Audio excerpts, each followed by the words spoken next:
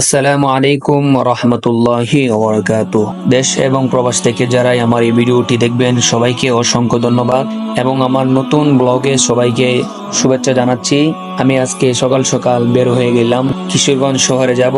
তো যাওয়ার পূর্বে ভাবলাম আপনাদের সাথে একটু শেয়ার করি আমি নিজে যেগুলো দেখতেছি আপনাদেরকে দেখানোর সুযোগ করে দেই। তো রাস্তায় হঠাৎ বৃষ্টি নেমে যায়, তখন এক দোকানের সামনে বিরতি দেই। বিরতি দেওয়ার পরে যখন বৃষ্টি থামে, তারপরে আবার পুনরায় রিস্কায় উঠে পড়লাম। তো মামা জিজ্ঞাসা করলো কোথায় যাবেন, তখন আমি বললাম কিশোরগঞ্জ গোল মসজিদ যাব। তো মামা আমাকে নিয়ে আসলো। তো দেখলাম রাস্তার পাশে অনেক সুন্দর সুন্দর কলা গাছ। তো ভাবলাম আপনাদের মধ্যে শেয়ার করি এবং আমি নিজেও দেখি। তো রওনা হয়ে গেলাম।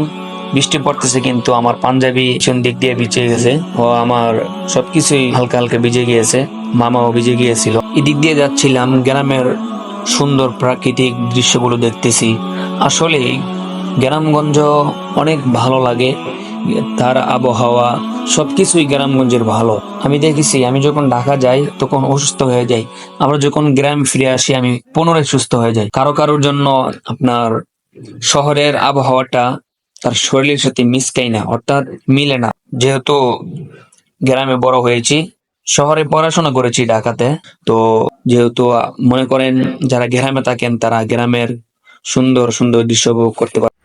তাই আর দেরি না করে যারা শহরে থাকেন কিছু সময়ের জন্য হলেও আপনারা গ্রাম থেকে ঘুরে যান, আপনারা সুন্দর সুন্দর দৃশ্য আবহাওয়া উপভোগ করতে পারবেন।